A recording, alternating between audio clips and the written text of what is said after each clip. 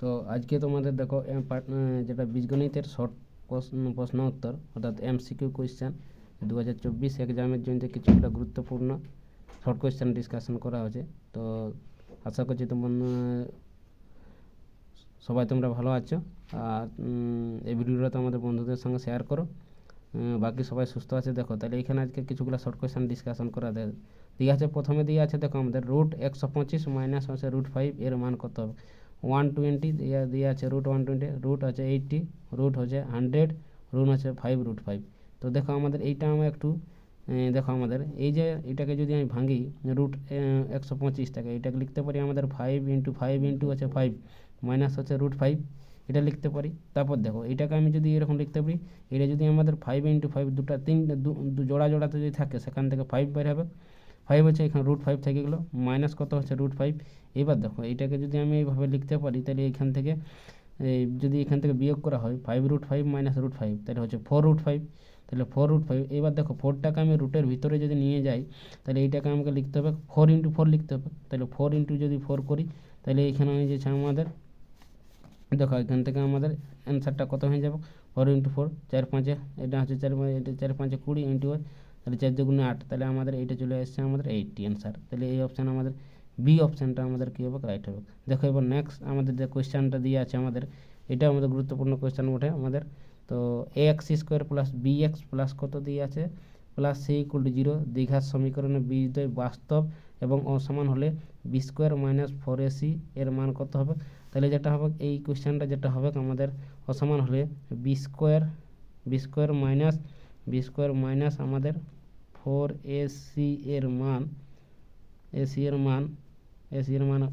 এইটা হবে আমাদের যেটা হচ্ছে গ্রেটার দেন ইকুয়াল টু আমাদের কত হবে আমাদের 0, মানে গ্রেটার দেন ইকুয়াল টু 0। এবার দেখো নেক্সট কোয়েশ্চেনতে ইয়ে আছে same a x square plus B x plus c সমীকরণের বীজদ্বয় এইটা বাস্তব এবং সমান বলেছে। বাস্তব এবং সমান যখন কত হবে দেখো আগেরটা সেম আছে বাস্তব এবং অসমান আছে। বাস্তব এবং সমান হলে তাহলে এইটা আমাদের কোনটা B square greater than 4ac, B square equal to আমাদের 4ac। তাহলে আমাদের এখানে কোন অপশানটা হবে B square not equal to 4ac, B square less than equal to এই অপশানটা যেটা হবে আমাদের বীজদ্বয় সমান হয়। তাহলে যখন এইখানে কন্ডিশনটা যেটা হবে আমাদের বি স্কোয়ার ইকুয়াল টু কত হবে আমাদের 4ac হয়ে যাবে অপশান, অর্থাৎ এই অপশানটা আমাদের রাইট হবে। বি স্কোয়ার ইকুয়াল টু হচ্ছে 4ac। তারপর দেখো এই পরের কোয়েশ্চেনটা আমাদের 4 নম্বর কোয়েশ্চেনটা দেওয়া আছে x square minus 6x plus 2 equal to 0 সমীকরণে বীজদ্বয়ের সমষ্টি কত হবে। তাহলে আমাদের একটা দেওয়া আছে 2 মাইনাস 2 6 দিয়ে আছে।